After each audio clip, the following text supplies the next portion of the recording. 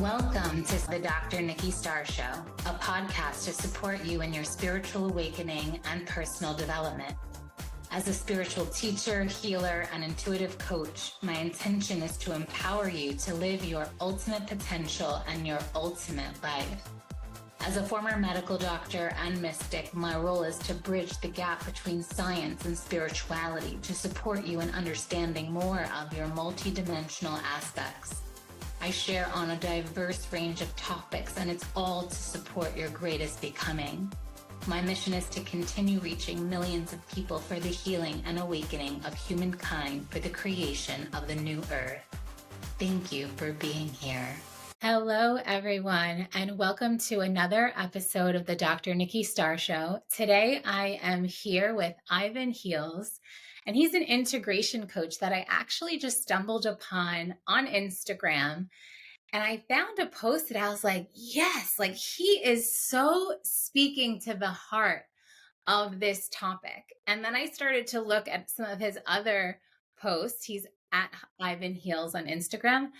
And I was like, okay, he really knows what's up, both from the masculine and feminine perspective when we're wanting to deepen in sacred union, divine union, sacred partnership, and some of the obstacles and challenges that we face as men and women, that we want to do better and we know what we need to do. And so I chose to entitle this episode honoring and listening and following our highest self for the path to greater union, because we know it, but then we just don't always do it. And I was sharing with Ivan before we got on the call that there are two specific posts that speak to men and women differently. And I find that us women, we have such a capacity to love that we will stay in relationships that are not right for us because we think love can heal it, because we really want to believe in our man and we know we really want him to step up and we really believe he can, but then he doesn't, right? And then it's like we hear this voice inside of ourselves. It's like, this is not the right relationship. And sometimes it takes us a long time and a lot of suffering before we actually end the relationship. And then in relationship to men, it's like they want to do better. They say, okay, I'm going to do this next time. And you put in the whole action plan. And then the moment of the trigger, they're back to their old ways. And so I really love how Ivan spoke to both of these. So this is what we're going to be talking about today. And so welcome, Ivan. Thank you so much for being here. Thank you. I'm excited to be on this call, and even just in our few minutes of talking leading up to this call, I knew we were going to have a good episode. So glad to be here. Absolutely. Absolutely. And so I know you call yourself an integration coach. So just so people have a little bit of background, what brought you to the specific topics of sacred union and partnership? Because I noticed that is a lot of your content right now. So what brought you into that sphere? And I mean, we all love talking about love, but I'm just curious. Yeah. I think what brought me here was just life experiences. Being able to, I am one of the men that I have dated two people in my life, and they both were very long relationships, right? I got into a relationship straight out of high school for 16 years, and along the way, I've learned a lot through trial and error, right? And read a lot of books, listened to a lot of podcasts, paid for a lot of training, paid for a lot of coaching, because I was this man that we're talking about, saying, I'm going to do these things and making these promises, right? And the problem is I got into a relationship before I had relationship with myself, you know, before I was an embodiment. I was looking for love externally because I didn't know how to source it internally, right? Intrinsically. And I would say that this journey, this lifelong journey that I had to wanting to get it right in relationship, led me to, once I figured it out, after sourcing the self-love and doing my healing work and all of the things, it led me to wanting to actually help others in that sacred relationship because man, I zoomed out and it makes so much sense for the powers that be, right? To uh, to root on the broken relationships, right? It's easier to control. And so I want to be a warrior for light. I want to be able to speak light into relationships and help people get it right. So I work with couples that are struggling or men that are wanting to hold the frame and they can't and they're trying. And yeah, I got here because I had to do the work for myself. Yeah, absolutely. And it's a forever journey. I too also had like a 9-year relationship from when I was 13. So all through high school and college and then kind of went out into the world and have different experiences. And it's a never ending journey. And the work that we do in partnership is always so different from the work that we do on our own. So I'm a fan of like both. It's like the moments that you need to go within. And then when you go back into the playing field, you're going to see where you've upgraded. And so I know I've taken also 2 years celibate, like not in relationship at all at a period of time. And then I thought I was so enlightened. And I'm like, I wonder if I'm going to get triggered. And it's like, well, you got to go back in relationship to see like how much have I actually healed, evolved, integrated, return to that wholeness and love. So, yeah, definitely agree with what you're sharing there. And let's start with this theme. And it's not just for women, though we find it more so in women where we abandon ourselves to be in relationship. Of course, men do this too, of course. And there's this balance, right? Like, of course, when you know you're in relationship, you're meeting two people's needs. And then there's where we completely forget, where we don't listen to our intuition and our highest selves and the things that we know to be true. And at the most extreme level, it's when you know you shouldn't be in a relationship and you keep staying. And what I Mm, feel happens is our life will start to dismantle when we're in the wrong relationship, meaning we'll see some karmic repercussions, like our finances can go down. We literally can get sick. I know, like when I was in a relationship that was really challenging, it's like I had rashes on my face, on my body, on my skin, even like financial challenges. It's almost like things don't seem to go right. And I think that also happens because it's a way that our guides in the universe is like, hey, wake up, things need to change. So if we're not listening with our mind, our body's going to start to speak. The world around us is going to start to speak. And really, we're meant to thrive in relationships, 100% meant to thrive. And so if every area of our life is not thriving in a relationship, it's telling us something. And so I know for me and with my clients, I'm always such a big fan of daily connection time with oneself. So that could look like meditation, self-care practice. It's whatever that brings you back to you so you can continue to keep that connection with your highest self, your intuition, your inner voice. Um, I'm curious with you, like how you've seen this with your clients and also obviously your own personal experience and relationship. And I know you wrote that post about that as well. And so I'd love to hear your thoughts on that.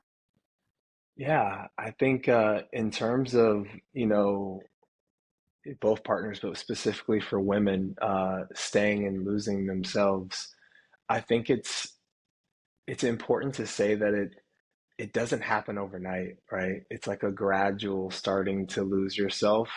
And I think it stems, you said intuition, and I think intuition is one of women's superpowers, right? And I feel that in the earlier stages, the intuition is firing on all cylinders, right? And I feel that the process of losing yourself is in those first stages. If something feels a little off in your body in the relationship and you still choose in, right? I'm a believer that it just over time, it just illuminates that thing that you were feeling into and your body wasn't a full yes to, right? And I am of the belief that uh, a woman would choose into that relationship and allow herself to turn a blind eye to that intuitive hit that she was getting from her body, because there's something in her story and her embodiment that is off. Because if she was in her highest self, if she was taking the time for herself, if she was constantly doing her healing work, if she knew her worth fully, right? If she was like dripping in self-love and yumminess and all of the things, then she wouldn't choose into a relationship like that. I'm of the belief, and yeah, I think it starts with, and this is why I talk a lot in my content about like becoming the best version of yourself to call in the sacred partnership. I think too often it's like, let me work on myself while I'm in the relationship, which, yes, we want, like you said, we always want to work as well. And the legwork that it takes before you get into a relationship is, in my opinion, the deciding factor between allowing yourself to unravel and not track your intuition, and being so rooted in who you are and your feminine energy and your embodiment and how you walk in the world, that if even the slightest thing is offline, it's like, that doesn't work for me. I'm not going to even divert my time and energy and my gifts into this man, because I don't trust the container that he's created. Yeah, absolutely. Absolutely. I totally agree 100%. And I also had once a really interesting experience where, so I also believe that we choose partners based on what our upbringing was like and what our parents were reflecting to us so that we can heal unmet love and ways that we didn't get to experience it. So sometimes, like, no matter the work you do, like, you will attract those in until you heal that part. So it is connected to, yes, healing yourself. And like I mentioned, only some things you can do in partnership. And so it's funny, like we could think like, wow, I've done so much work. Like, how do I find myself in these relationships? And it can go back as far to needing to heal things that happened when we were in the womb. And so then we'll attract in a partner that will have us look at that part, even if we're so evolved, even. And the truth is, we're actually not even attracted to people who would not be able to give us that experience. So have you heard of that too? Yeah. Yeah, And yeah, I have. Yeah, so it's I really, call it frequency. Like whatever frequency we're embodying, where we're at, we call in somebody on the same level. Is what yeah. I. Well, even if you're in your everyday life embodying a higher frequency, like let's say because you eat well, you meditate, you do all the clean Hmm. things, but then within your DNA, you have a generational pattern of needing to break something that your mother did, your grandmother did, all of your ancestors did. And in this life, you're meant to break it, which means you'll have to call in the relationship that's an energetic match that mirrors what your ancestors did before you. And so I'm sharing this because I also want to help people have compassion for themselves when they find themselves in one of these kinds of relationships that some people might label toxic or not healthy or not, because you love yourself so much, how could you find yourself in this relationship?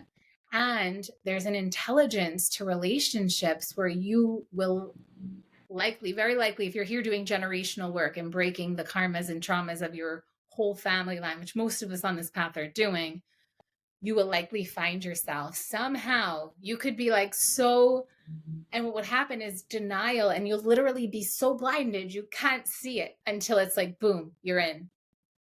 And the Yeah, point of that relationship is not to stay. The point of that relationship is to break the pattern.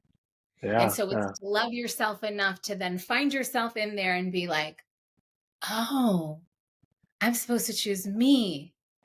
And then you leave, right? Not, yeah, oh, yeah. love can heal everything, I'm going to stay and try to work it out. Exactly, exactly, exactly. I'm of the belief that no relationship was a failure.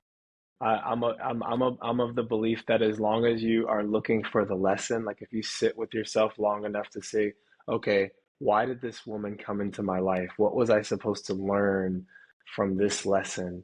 Then I feel like you can learn from all the things, because what you're alluding to is, so like, whoever we call in as a partner, a big reason for them coming into our life is to hold this epic, powerful mirror for us to see ourselves in a way that maybe we can't see ourselves without being in partnership. So, yeah, I agree with you there. Absolutely. Absolutely. And it's really beautiful. There's such an intelligence, because think about it. There's billions of people on the planet. Like, how is it that we're attracted to that person? Like, it's like, I had this experience too, where sometimes I'm in awe of how, like, I live in Ibiza, where there's like a lot of people, and I could go somewhere and like be attracted to zero people and be like, there's no one here I'm even interested in. So when it happens, it's like a miracle. It's literally like a miracle. Yeah, yeah, yeah. I really do my best, like, not to judge the divine plan. And it's like, all right, if this is what's present, Hmm. and then it is every day walking, showing up and seeing, and I find all of it to be so fascinating. And always when you look back, you see like the divine intelligence and the perfect orchestration of it all. But in the moment, it is that being so sensitive of like, wow, whatever just happened that contracted my heart. And it can be little things, like little actions, like you mentioned in the beginning. Like, it's like catching each time you're contracted, and it's like, okay, is this really about me, or is it about them, or is this just showing me this is actually not what I want, and I have every right to have a preference and just walk away. And the sooner we listen to those nudges and signs, it's like lesson learned, boom, upgrade happens. Next relationship, upgrade, upgrade, upgrade, versus staying and suffering. And I recently wrote a Hmm. post about this, of like, when we deny our intuition, we suffer, because Hmm. it's like it start banging on the door, like, listen, listen. Yeah, yeah, yeah, for sure. So now I'd love to speak on the men. Okay. And I feel like you definitely, being a man, of course, I never want to speak for men, but I also work with men too. And a lot of my clients, their husbands or partners will have sessions as well, because as they're evolving, like, to keep up, I feel like both people need to be in the game. And what is it? I'll kind of let you lead this conversation. Like, what is it? Like I know, and I believe I know why men do this, but why is it that, like, men make these big promises, or they like perform and they like pretend to be something they're not, or they lie, or they do all kinds of things because they want to avoid conflict or whatever. And all of it leads further and further away from sacred partnership. It leads further away from trust. And they say they want to do better next time. And then boom, it's like the moment of trigger and chaos, they're right back to the same patterns. What's that about? And it hurts the feminine heart so much. Yeah, yeah. I think if I were to distill it down to like a simple phrase, it's embodiment versus performance, right? And I feel men have been taught how to perform all of their lives, starting from an earlier age, sports and all these things, like suppressing emotions and all these things, to where we perform to get what we need instead of just being who we are and attracting what it is that we want to attract in our lives. So I say it to say, a lot of times in relationship, these men make these promises of like wanting to grow and change, but they're making these promises on a flimsy foundation, because I'm of the belief that you have to feel all of your emotions, and to be able to be attuned with them, to be able to trust yourself. Because what ends up happening is this man, maybe it's right after intimacy, maybe it's right after a beautiful talk with his partner where she unlocks something in him and he's like, yes, I want to be that man, right?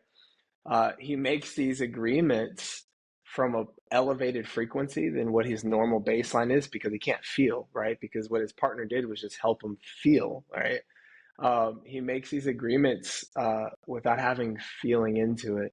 And so he has every intention to go through with it, right? And this is why women stay, because they trust that he can do it, right? He's believable. And the thing is because he's not allowing himself to feel, he doesn't know how to embody versus perform, because he's able to keep up that performance if all of the elements are right. And this is why you'll hear men, because I work with couples as well, I need more sex or job, all these factors, it's not the factors, it's underneath the factors. It's like not feeling love. And that's why he wasn't able to upgrade to do with this commitment. But maybe it's because he doesn't feel love for himself. So I'm of the mindset that uh, men are just so far behind as a collective, right? Because a lot of us don't discover emotions until later on in life. I know me, I didn't allow myself to feel emotions till I was 29. I was 29 and I started doing deeper therapy work. I felt all my emotions and they were so overwhelming because I had years and years of backlog, right? But up until that point, I was the man that would say I was going to do the things and then flip flop, right? I had every intention of being, a man of my word and all the things, but I suppressed all my emotions, so I really didn't know. I really couldn't trust myself. And so that's what I feel. I feel like as men, we have to work on being an embodiment with our word, with our purpose, with self-love. All of these things have to happen in order to be able to be in partnership, because if not, we're performing. Absolutely. Yeah. And my understanding too is like a lot of men will, it's almost like a value thing. Like, would you say it's true that men don't really, because of the feeling aspect, they don't want to feel guilt and shame, and they don't want to go through conflict, and they don't want to feel embarrassment. So this is why they might, like, let's say, do things like, I don't know, lie about something, for example. Or when it comes to taking the action that's like really required, that they promised they were going to show up differently, let's say in a moment of trigger, not like let the emotions run wild, but be more emotionally intelligent. But because they haven't trained themselves with emotional intelligence, that's just like so overwhelming. So they lash out and do the thing that makes the woman feel unsafe, for example. So you would boil it all down. Like, so the men are listening, which we trust they are. You would boil it down to doing the emotional healing work, the trauma work, Yeah, feeling one emotion. 100%, because like you said, our healing journey is for our lifetime, right? Like we're gonna the triggers that we have stem all the way back to childhood. And if we don't look at them, then we're stuck in the trigger for a longer duration and we're more explosive, right? What worked for us as a child is what we continue doing as we grow up and we get into relationship and all these things. And so maybe the person that's the habitual liar learned that he had to do that as a kid to quote unquote, this is how our kid brains work, to survive, right? He had to Exactly. say the right things to survive. Maybe it's the person that the partner that emotionally shuts down whenever there's any kind of conflict, right? I can relate to that one so hard because I had a lot of father and mother wound stuff that I've had to work through. But my mother was emotionally explosive and topsy-turvy and all over the place. So I had to learn. I grew up until 29, I hated feminine energy. And I feel like a lot of men feel this as well, right? Because in my head, it was like, I don't allow myself to be hurt in this moment. I'm not upset. Why do you get to be upset? And like you're holding your partner to a higher standard or a standard that you would hold yourself. But it's like, give yourself that love, before you do that. So, yeah, I think that all of these moments where the man doesn't uphold his end of the bargain, or all these things stem from him not actually able to feel the emotions, because the emotion comes up and he hasn't had the years to learn how to navigate through that, and he doesn't have the toolkit. He doesn't even have the most of the time they don't even have the awareness. They don't even know that it's a trigger. They don't know where the trigger's stemming from. And it's why I'm really big on like illuminating all the shadows, illuminating all the trauma, because until you know all of those things, until you know your work, you don't actually know how to integrate it into your life. And yeah, I can jam on that all day long, but yeah. Absolutely. And I am curious to hear. So for me, like even as you're speaking, and always like the number one practice for myself, and I feel for my clients that I always recommend, are practices that increase self-awareness and increase your capacity to hold greater space for emotions. So that can literally, to me, boils down to a meditation practice. And like obviously there's so many kinds. And I know for me that was the thing back, and when I had my spiritual awakening, where I started to realize like, wow, I can be my own therapist, because like I literally can see the moment I get triggered and then choose from that place what to do, versus just get taken over by it and get possessed by it and then act in a way that I later would regret. And so when you talked about doing, like, I guess, what are your favorite shadow works or ways for doing trauma work? Like, I know I do timeline therapies and different shamanic work for trauma. Mhm. I'm curious what you do. Um, so my clients kind of have already like know what their trauma is, and it's kind of like I'm able to help them move through it, right? I've done like EMDR, I've done a lot of different things, but the client that I typically attract is aware of their trauma, and but they might not be aware of how it's manifesting in their life, you know? 'Cause people can say, "Oh, I have the mother wound," and they do like one ceremony, or they do like they work with the coach for like a month or so, and they think that I figured it out, I've nailed it, like that's not my work anymore. I already did my work. And it's like, no, no, no. It's you might have did the work to like uncover the wound and to give yourself the love in that moment, but you have to sit with those wounds. You have to sit with that trauma to figure out what it is you need to pluck out, and that is the work that you have for the rest of your life with integration. Because yes, the trauma happens, but what's more important, I feel, and the trauma is, a lot of egregious trauma and all the things, right? And I think the worst thing about having traumatic experiences isn't actually the traumatic experience, right? And again, I want to be sensitive to the people that have had trauma, because I come from sexual assault trauma as a kid, right? So I understand that. But I think the worst thing that happens is what we tell ourselves to get through it. Because the beliefs that we have, they are what manifest over our entire life until we do that work. The traumatic experience, yes, it's egregious and all of the things. And we tell ourselves something in that moment that we then carry out. Maybe it's, I'm not worthy of love. Maybe it's, I just have to shut down, or all of these things that just manifest over time. So I tend to work with a lot of clients that have kind of like, they're like fed up. They're like, I know I have a mother wound, like, but why does this keep coming up? And like, I'm able to help bridge that gap. Yeah.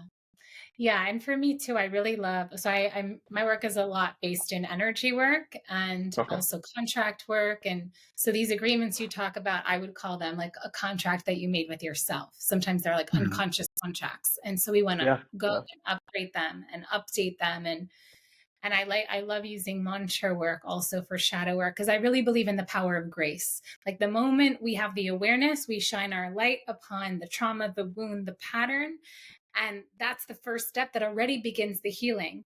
And then every time the trigger happens or something happens, and then we're building that self awareness, we can create a different moment. And that's when we shift our embodiment. So instead of going into the same spiral we would have, we make a different choice that then leads to a different outcome. And so it is like a repatterning of behaviors. And yeah, I love this work so much. And I feel like it is a forever journey. Like I've had so many clients that are like, "Oh, I've already healed that." And it's like, yeah, but there's another layer now, because you're wiser and you can actually go deeper into it, because our psyche will only let us do or heal what we can handle in that moment. And so it is a forever journey. It's like I feel that healing is a spiral. Like we meet it again at a new level of consciousness. And it's also an onion. So we're like peeling away layers. Then it's like, I didn't see it from this angle. Or, I didn't see how it actually affects my work life also, not just my romantic relationship. So it is a forever journey, and it is work. Because I know when we were talking about the title, we were talking about that it is something that we have to work for sacred partnership. It's a work for our whole lives. Yeah. And that's part of, I think, what makes divine union or sacred partnership so special, because there is a commitment and a devotion to the healing work as individuals and as a couple, not only to heal ourselves and each other and the relationship, but also beyond us, so that it impacts community and our nation and the world in a bigger way. And so Yeah. this has been so fun. I want to circle back. There was one thing you said when you were asking me a question about how men drop women, right? And I wanted to circle back because there was something you said, and I want to foot stomp it for maybe the man that's listening, right? Is you talked about how they would make these agreements and then it would hurt women, like when they wouldn't uphold the agreements, right? And I want to foot stomp it because in order for the feminine yumminess to come online, the feminine, like beautiful embodiment and all of these things, she has to feel safe in the relationship, right? And so what happens is in these moments where um, maybe you're in this relationship where you have a conversation with him for 2 hours and then all of a sudden there's this breakthrough clarity and you're like, I think I trust him now. And he's like, yes, I'm going to do that. I'm going to be the man and all of these things, right? Uh, the feminine, it's almost like her body lets out a sigh of relief and it's like, okay, all right. I know he was doing all these things and he was giving me all these signs that he's not the right man or, that there's work to be done. But in this moment, I feel safe, right? Right. And what happens is when we drop her after that moment, and this happens a lot when couples are in repair work and they're starting to do these things, men start getting this vocabulary and learning how to perform, to get that breakthrough moment. And the thing is when you drop her in that moment, it's worse than if you just never did it or never made the promise sometimes because it's like the pull, the constant pull. You're like the feminine partner's leaning in and she's like, oh, I can trust this. I can trust this. And then he drops her and she's like, oh, nope, nope, nope. And then there's all these conversations in her head about all of these things. And yeah, I just wanted to foot stop uh, the importance as men to be impeccable with our word and to always make commitments and agreements that we can uphold, right? Uh, because again, yeah, that dropping process. And I come from the man that dropped his partner constantly, but I also was like knowing all the things to do, and I didn't want to drop her and all these things. But yeah, I just wanted to foot stomp that because y'all need that safety. Absolutely. And I do want to foot stomp it to say, honestly, men, we will give you the world. If you show up and you honor your word, you get everything. And we so want to love you. And we so want to open our hearts and just give everything. We want that. And then, when you do drop us just too many times, this is when it's just the start of the end, because it's so hard to go back after it's been torn and torn and torn. The heart's been broken and hurt and repaired and the bandages. And so, yeah, and it is a work, and it's almost like really having to have a million ego deaths, like a million. So, And just, that's where it then becomes devotion to love. It's not even about you. It's devotion to love. Like, I'm going to do this because I believe in love and I believe in partnership and I believe like whatever I was living before is not better than this. Like where I'm going is better. So that's why I'm going to choose to show up or do the different thing or whatever to not harm. Even if it's just like not harming, that could be the yeah, first step. yeah. like, let me just do the opposite of what I always do. And it does take that like radical discipline to be like, okay, like I'm so committed. I'm going to bite my tongue if I have to, and of course for women too, we have the things too that in moments we, sometimes, with the feminine energy, if it gets too much, especially I know for me, it's in my PMS time, I literally feel like Kali is inside of me. And so similarly, if I know I need to like be in more solitude in that time, it's like taking that solitude and doing what I need to do to keep the peace in the relationship and not harm. Yeah. So this has been so fun. I feel like we can keep talking forever and ever. What I would love now is we're going to have a bonus where we're going to talk a bit more about creating that stronger foundation, like Ivan was talking about, why like you want to do the thing, but why you can't, and kind of touching more upon that to help those of us that do want to shift when there is that pattern or that thing that we just can't quite get right in our relationships to show up for ourselves, for our partners. We're going to go into that in the bonus. Before we go into the bonus, Ivan, please share where people can find you, how they can connect with you, and anything else last that you would like to share. Yeah, you could definitely connect with me on Instagram at Ivan Heals. And yeah, I look forward to having conversation. I'm a person that believes in just shining a light and so that others can see themselves in the reflection. So I will constantly just send a lot of light and love on my account. That's what I do. Beautiful. Thank you so much for being here, Ivan, today. And thank you everyone for tuning in. We'll be sharing more in the comments section of how you can connect with both of us. And we'll see you on Instagram and inside the bonus content. Thanks for being here, and bye for now.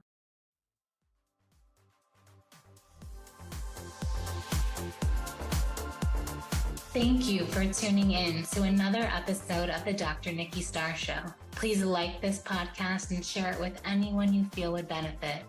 Subscribe to the podcast to receive bonus content, and remember, every Monday the video version goes live on my YouTube channel. Thank you so much for being on the ascension path with me and for doing this great work.